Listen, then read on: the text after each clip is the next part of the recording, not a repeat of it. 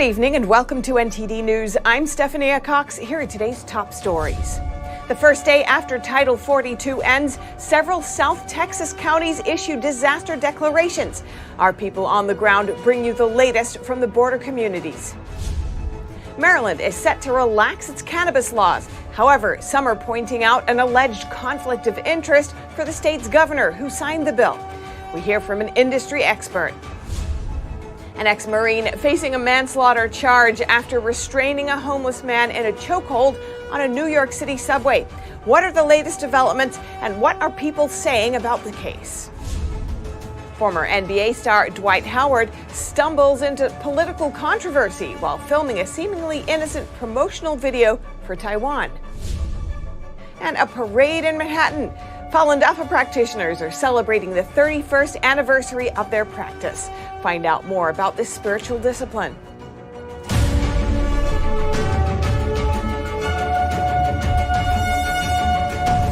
Today's the first day since Title 42 has ended, and we have plenty of updates from the border for you. First, illegal immigrants are now required to be issued a court date. A federal judge in Florida made the ruling late last night. It means that the Biden administration has to stop one of its most controversial border practices. That's letting illegal immigrants out on parole without court notices.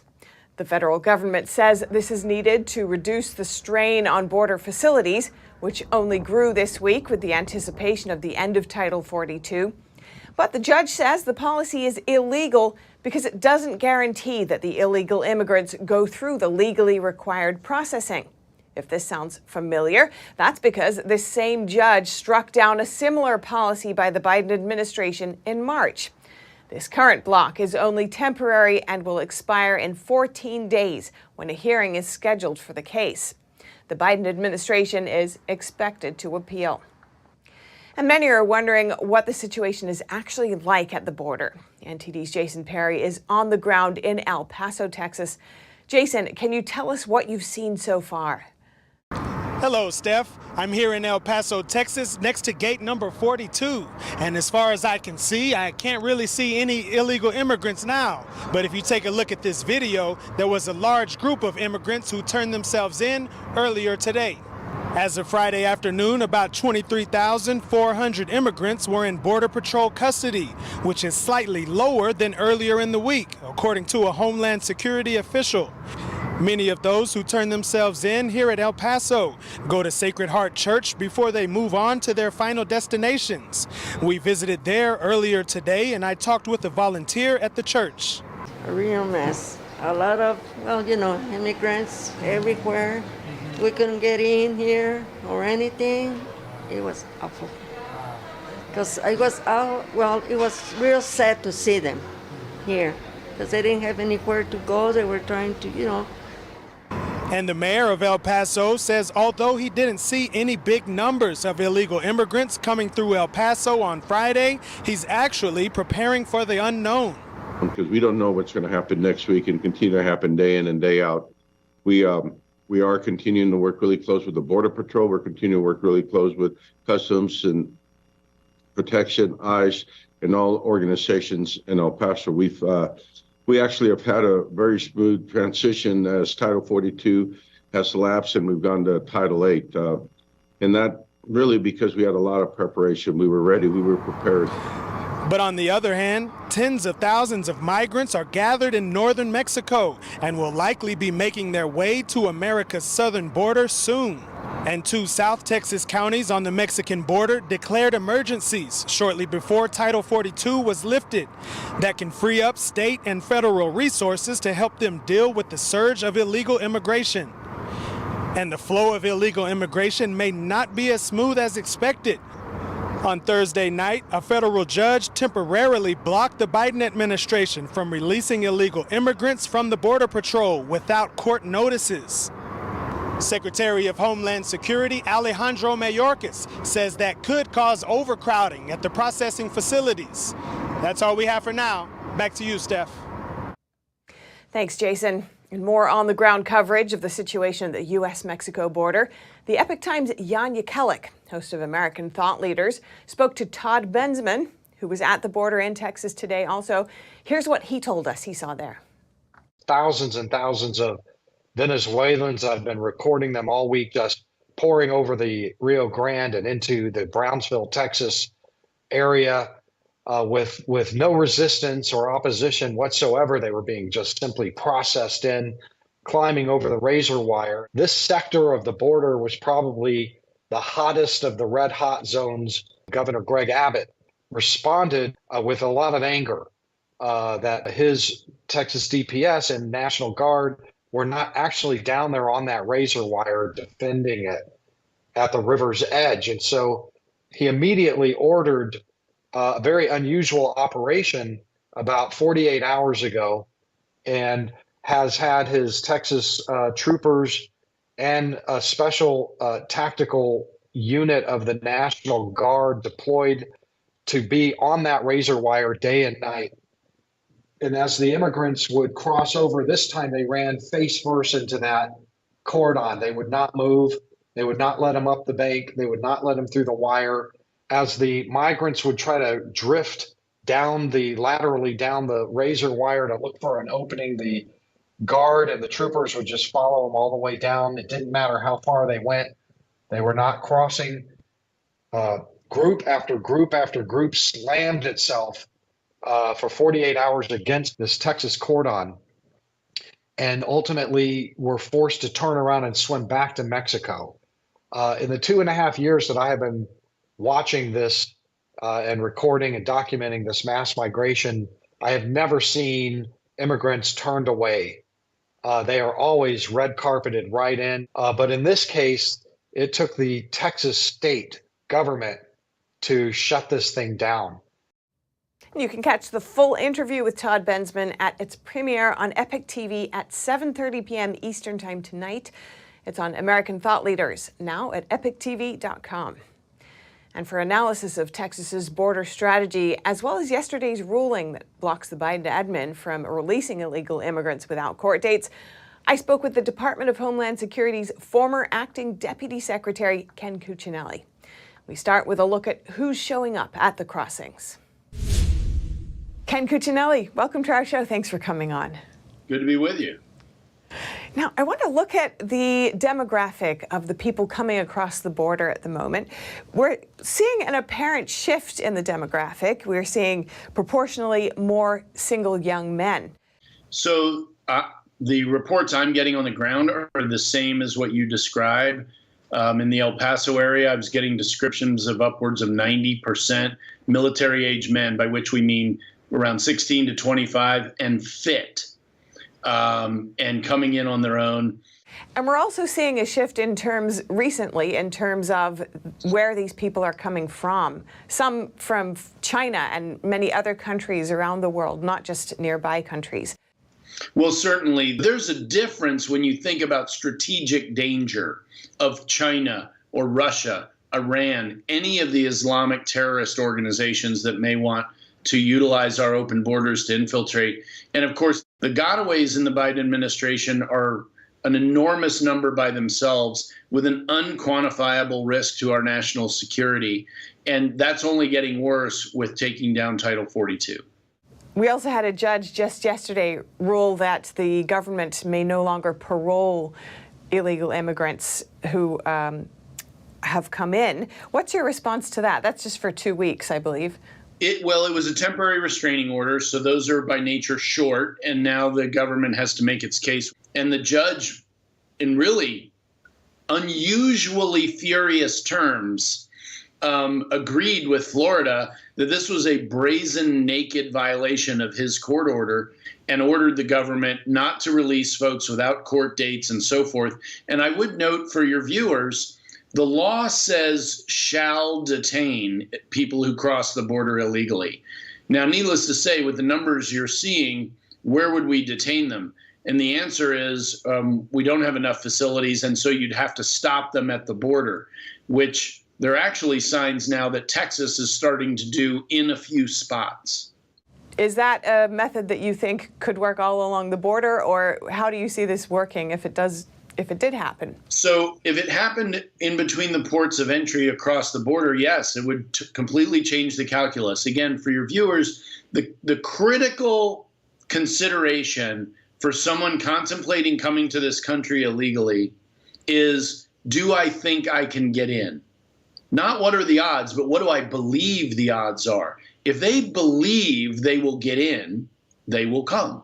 If they believe they will not get in, far fewer will come, far fewer. So if Texas closes the Texas border, as they may legally do, that will completely gum up the works, if you will, for the coyotes and the human traffickers. Yes, some of them will shift west to New Mexico, Arizona, and California, but that's a harder path. That's why they're coming into Texas now.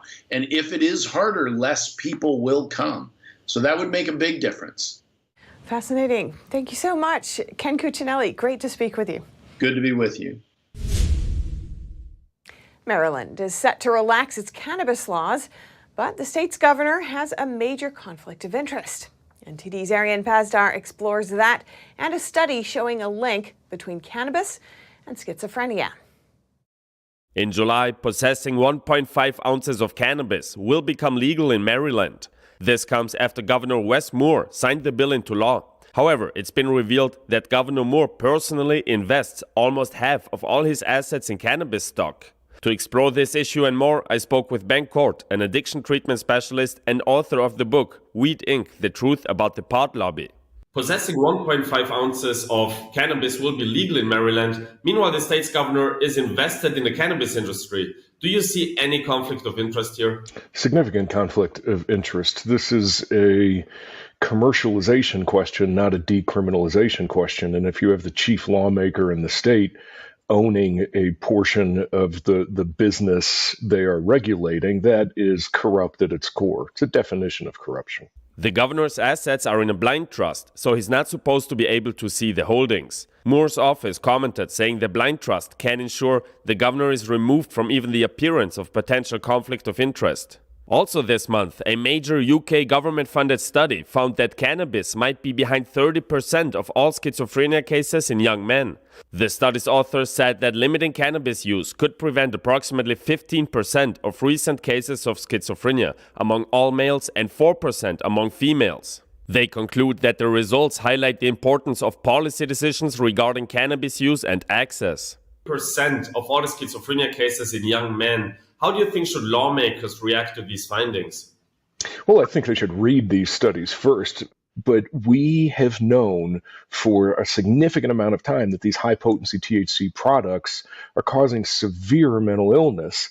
But when you go to explain this to lawmakers, all they want to do is figure out the next donation they can get from the cannabis lobby. Court says the solution would be to ban modern high-potency THC products. Marijuana collected from the plant used to contain around 15% of THC. Modern products, such as edibles and oils, can contain over 90% of THC. Concentrates are to cannabis what crack is to coca and what heroin is to poppies. It is not a plant. He added that a THC cap on cannabis products would be a good first step in the right direction. Ariane Pazdar, NTD News. And in New York City, a U.S. Marine veteran who was shown on video restraining an unruly subway passenger in a chokehold is now facing a manslaughter charge. NTD Sam Wong has the latest. And a quick warning, some viewers may find the footage in this report disturbing. The man wearing the tan jacket is identified as 24-year-old Daniel Penny. He was arraigned and charged in a Manhattan courtroom on Friday in connection with the death of 30-year-old homeless man Jordan Neely. Neely, who had a history of mental illness, claimed that he was hungry and began to threaten passengers on a New York City subway until Penny approached him from behind and locked him in a chokehold for several minutes. Neely was later declared dead. Penny is facing a felony charge of second-degree manslaughter, which can lead to a maximum of 15 years behind bars if he's convicted. However, he pleaded not guilty, and he will return to court on July 17th. Penny's legal team claimed that he never intended to harm Neely and could not have foreseen his untimely death. The attorney representing Penny is Thomas Kenneth, who ran against Alvin Bragg for New York City District Attorney back in 2021. Neely's death sparked outrage in the city. But we need accountability. And that comes from the mayor and the governor, because his death is on their hands for legitimizing that type of murder. Mayor Eric Adams also issued a response to the tragic incident, saying that Neely did not deserve to die. This has been a week of strong emotions in our city. One of our own is dead. A black man, black like me. A man named Jordan, the name I gave my son. So what do people in New York City make of this case? I spoke with some folks walking by. I think you can't see a person, whatever their behavior is, and be judge and jury and executioner, which is what he was. I think we all suffer from trauma. Every moment is another opportunity to live a better life and try to see everything from each perspective, because you never know what someone's going through at that point in time, which causes the decision that is made. People are going to hesitate approaching anybody who's acting strange, but I feel bad for Jordan Neely, his family. The subway chokehold incident raises concern about homelessness and mental health issues in the United States. Sam Wong, NTD News, New York. Across the world in Taiwan, a popular NBA player made a seemingly harmless video promoting the island, only to put himself in political hot water. NTD's Dave Martin has more. Former NBA star Dwight Howard, who now plays professional ball in Taiwan, drew the wrath this morning of users on Weibo, which is China's Twitter-like equivalent for referring to Taiwan as a country in a promotional video for the island. Okay, here we go, right? Oh, hello everyone. I'm Dwight Howard, and since I came to Taiwan, I've gained a whole new appreciation of this country. The hashtag #HowardTaiwanIndependence was the top trending topic on Weibo Friday morning, with users demanding an apology for Howard's support of Taiwan's independence. China's Communist Party claims Taiwan is its own territory, despite never having controlled it. Meanwhile, Taiwan has their own military, currency, and elected government.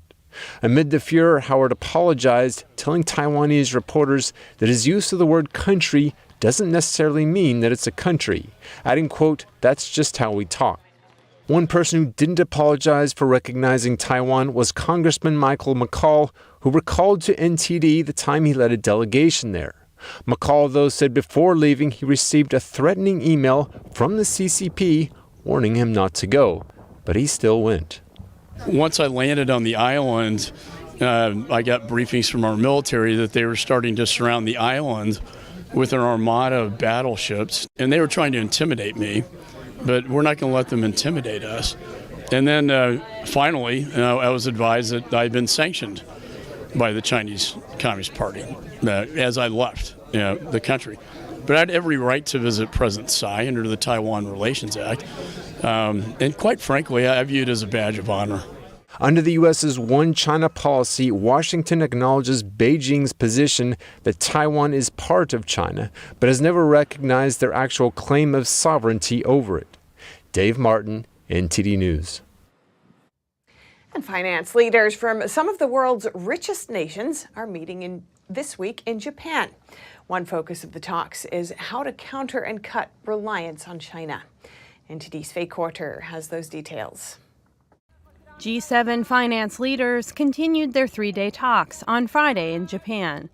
China was much on the minds of the G7 group, with current chair Japan leading fresh efforts to diversify supply chains and reduce their heavy reliance on Beijing.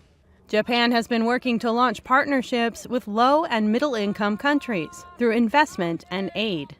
One key area of concern for all G7 countries is the heavy concentration in China of rare earth element supplies. These materials are used in a wide range of high-tech products.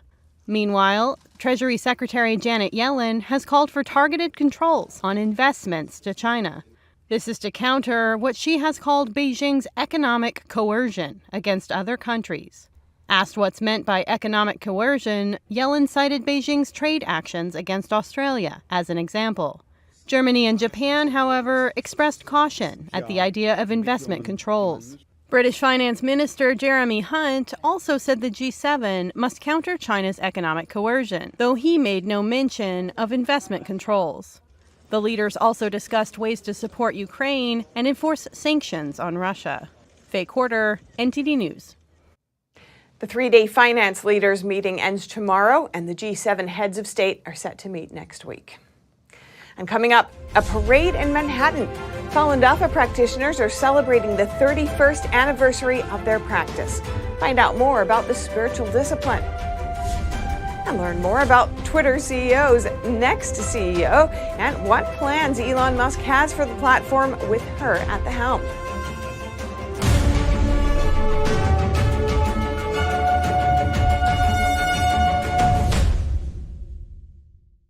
Henry Repeating Arms manufactures a line of classic American-made rifles and shotguns. With over 200 models to choose from and a wide variety of finishes and calibers, there's a Henry that's right for you. Every purchase is backed by our lifetime warranty and award-winning customer service. We invite you to order a copy of our free catalog and decals. Simply call the number on your screen or visit henryusa.com. That's henryusa.com. The streaming platform from Shen Yun, featuring world-class dance, past programs, and all original music.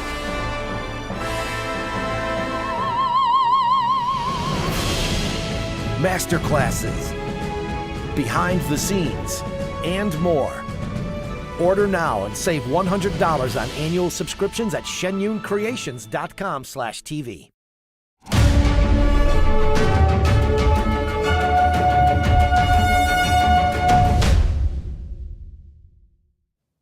Earlier today in Manhattan, hundreds of adherents of the spiritual practice Falun Dafa celebrated the anniversary of its founding.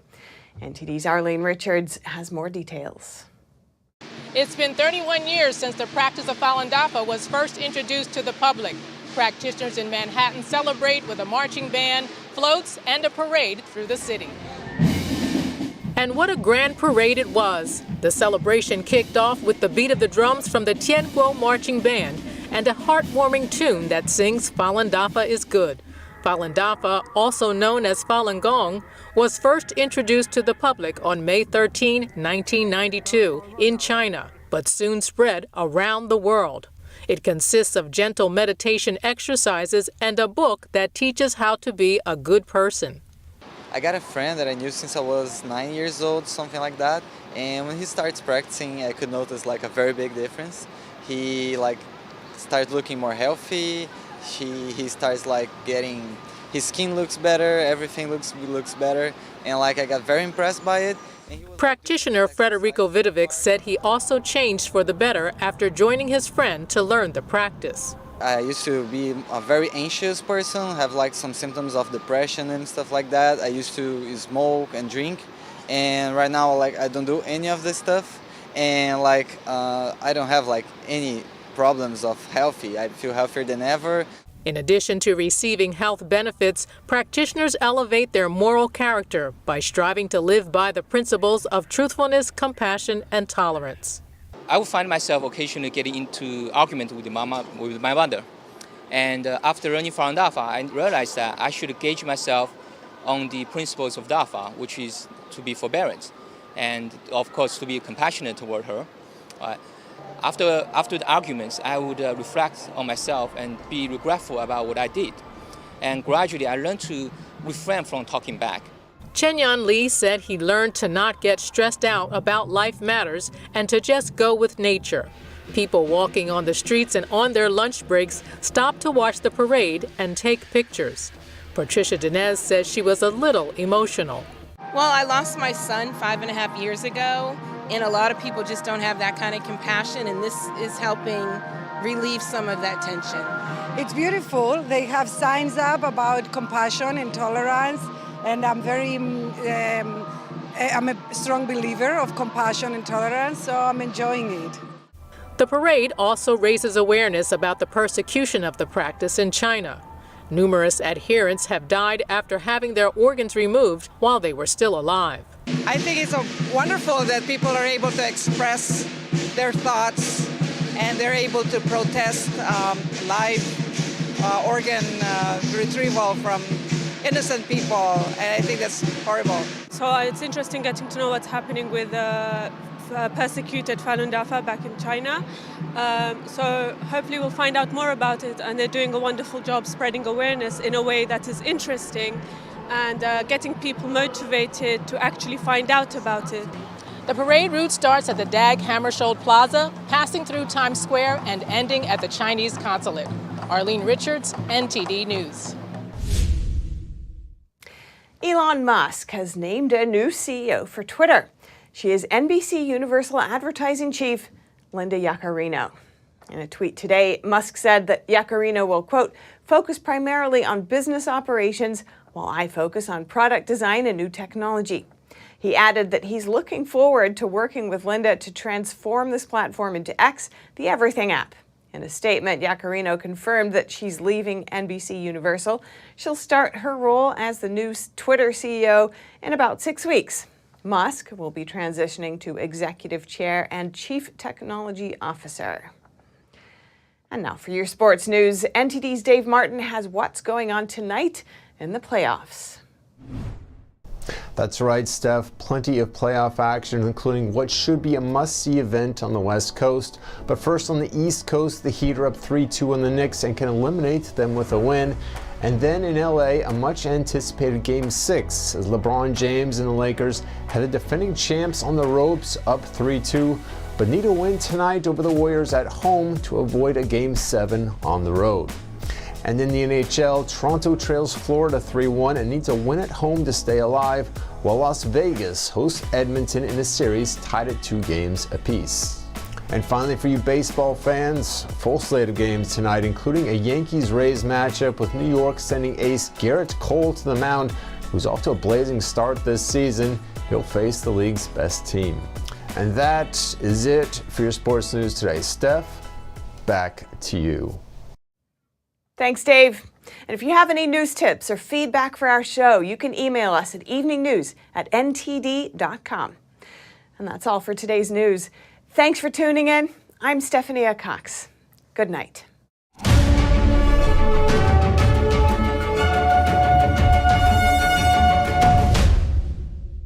Thanks for watching us on YouTube. Did you know YouTube only keeps selected videos on its platform? So if you want to make sure you get the full picture, just subscribe to our newsletter. Go to newsletter.ntd.com and sign up. It's free.